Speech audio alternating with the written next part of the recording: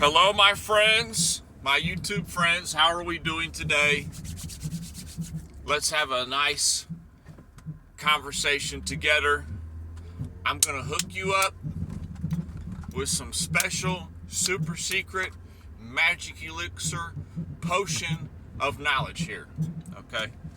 So, listen tight. Have a good enjoyment.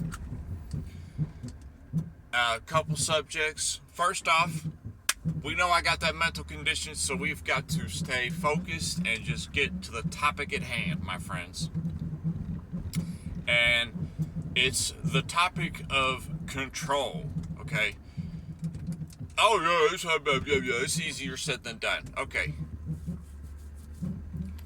Ultimately, what a lot of people want, it's not outright like, I want that, but it's just kind of a inner desire, a natural feeling. Okay, I think it's a natural feeling.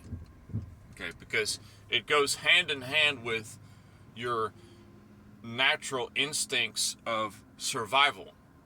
So the best way for you to survive a situation is to have control over a situation. Okay? So that's the easiest way that I can put it. That's actually pretty good. I can't believe I said that, but I'm usually not that fluent. But our natural instinct of survivability, the best way to survive any situation is to have control over the situation. How you deal with people is the same way, okay? Having control of the situation. This isn't just talking about relationships. This is talking about any aspect when you're having interactions with people, okay? I had a interaction recently of an interview like a week ago, okay? And there was two people in the room other than myself. There was basically two interviewers, okay? And the interaction there was interesting because the control mechanism, I think that they were trying to, promote the fact that they had control over the situation because there's two people in the interview room and only one person getting interviewed, myself. So, unfortunately for them, they didn't realize that when it comes to that job and that type of work that I was interviewing for, it's what I've done most of my life. So I'm very proficient in everything about it. That's my life essentially. I've done that for most of my career. So they really didn't have any control in there about being able to get me off balance or anything like that. And they were throwing some pretty, hot questions out, trying to kind of get me to cook a little bit.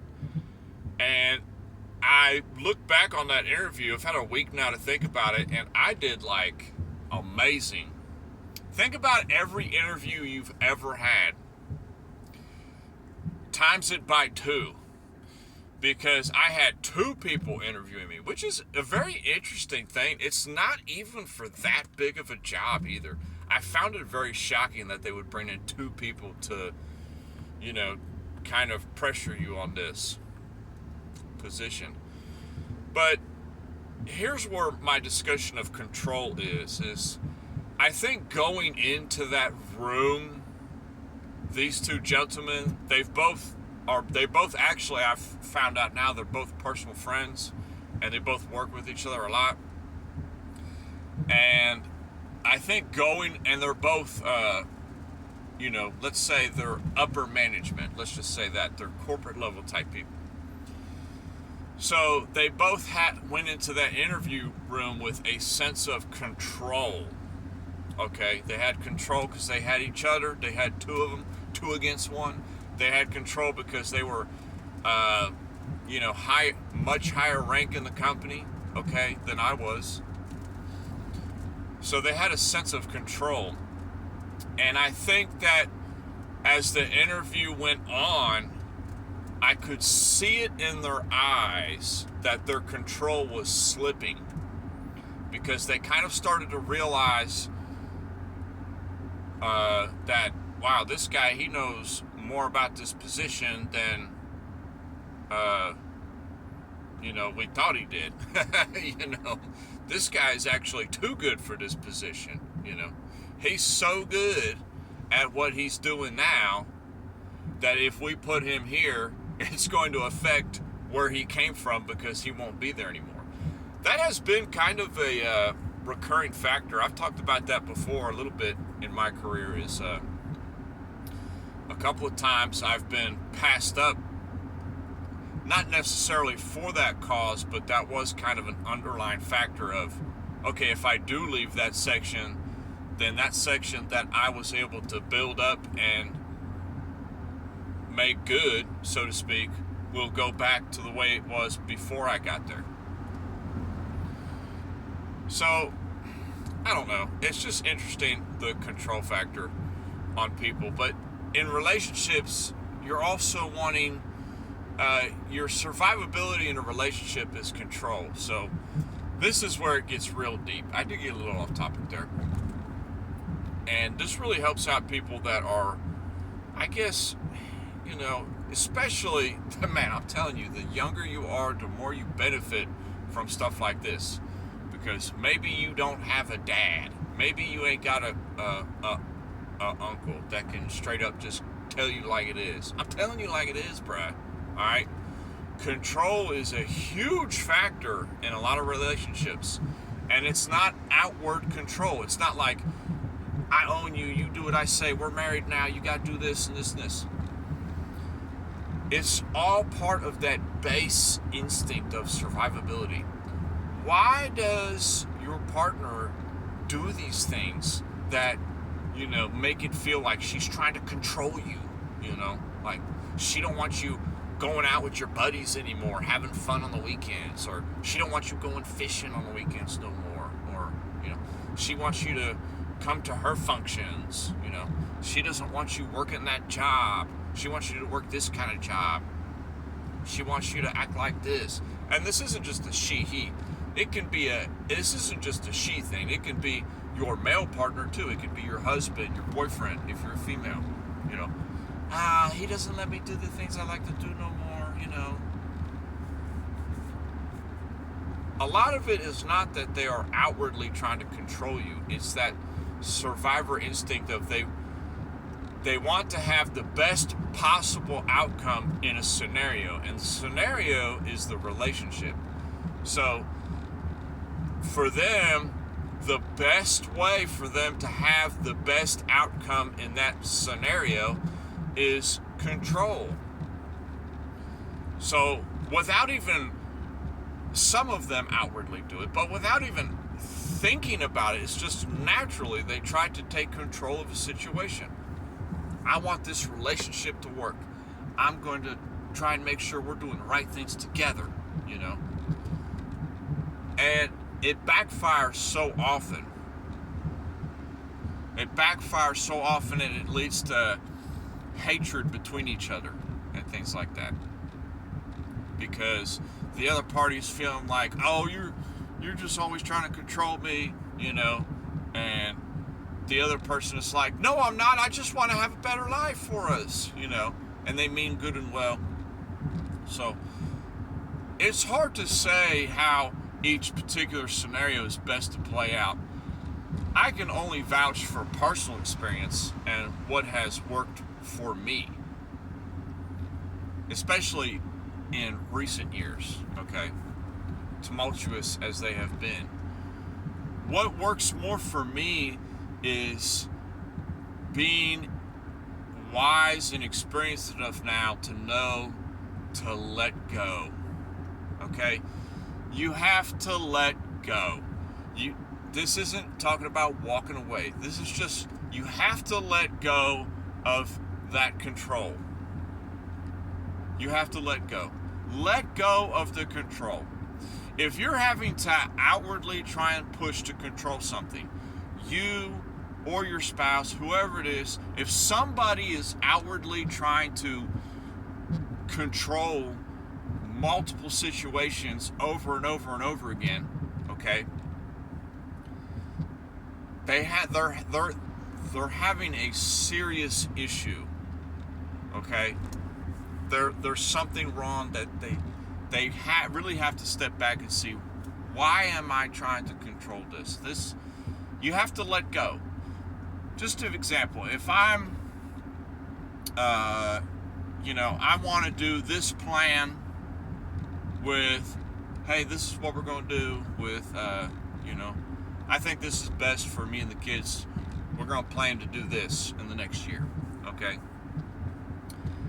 And then somebody else, they have this other plan and they're pushing it on me, trying to get me to do it, or they're trying to say, well, I got this plan and I'm just going to go with this idea. So you have one idea and they have another idea, and they're pushing their idea really hard because they want to have that control on you.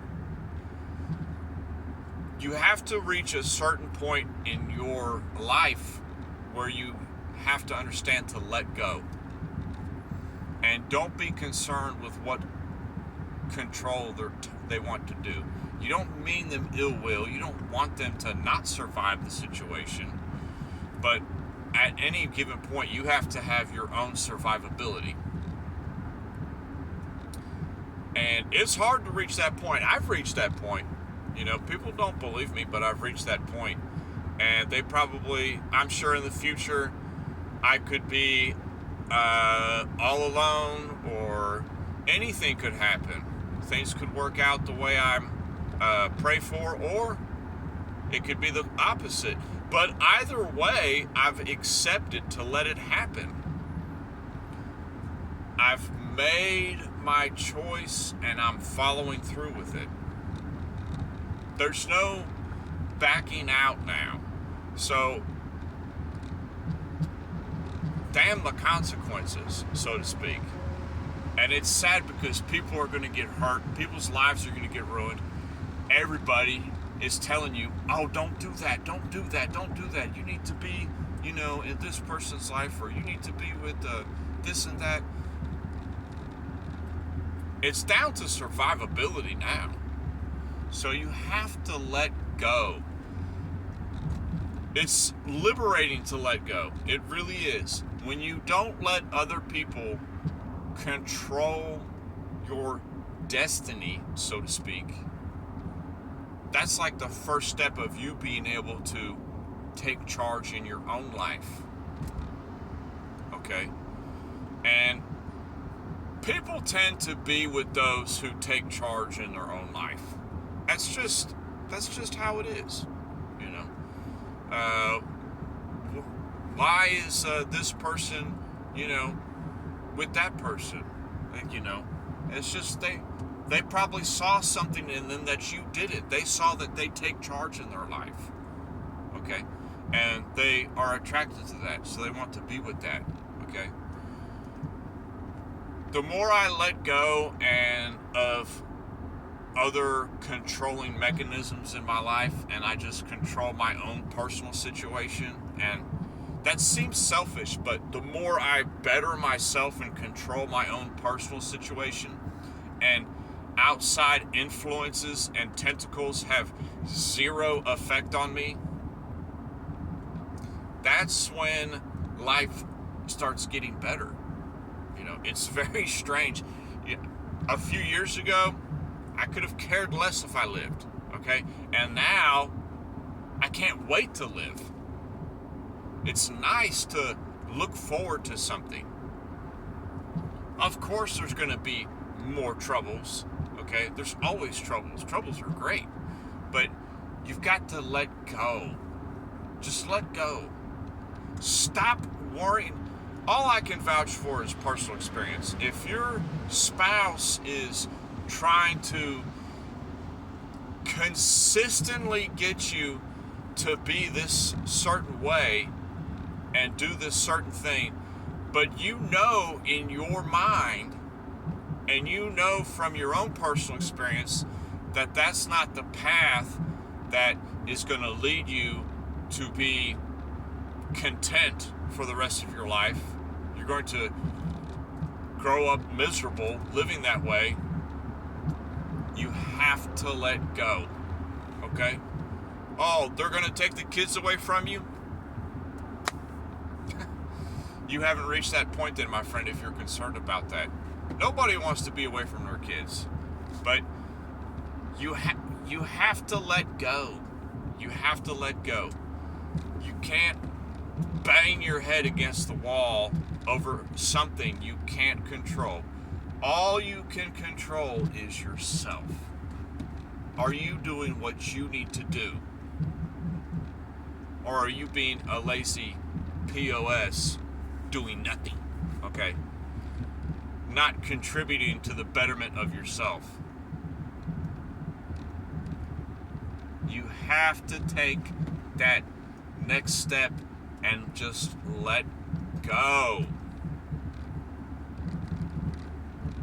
And when you do, at least you'll be like on the half step like me. I'm on the half step John, because I feel good. It feels good to have let go in recent years, because things have been come to light on what I'm looking for, what I really am. It's finally come to the surface. You know, it hasn't been bottled up inside and hidden away for nobody else to see but your own self-conscious mind. Okay? Be who you want to be. I want to be a millionaire. Everybody wants to be a millionaire. That's a financial thing. Be who you want to be as a person. Okay? Don't be...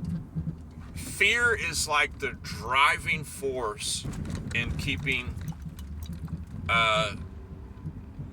people that are in a miserable situation even more miserable, because they're fearful of losing their losing their home, losing their assets. They're fearful of losing their children. They're fearful of losing security of being with someone who takes care of them. They're fearful of the stigma, the look on them from other people. You know, I love my mother to death. Bless my mother's heart. She's the nicest lady in the world. But she has said things to me that, oh, you cannot do that. You have to fight that. No. I don't have to fight that. I've been fighting that for a long time. I have to let go. I have to let go and find myself, so to speak. So the more that I let myself go, and I've found myself in recent years, the better my relationship has been with myself. And even though it might have made it a little bit rockier for those close to me, at least they have an honest, open view of how I really am and who I really am and what I'm really trying to do here in this life. So that is, it can be eye-opening to people. Sometimes I still see it, you know, of course, me and mine, we still have issues all the time. Everybody does. Of course, we still love each other. Of course, we still want to kill each other. All those things.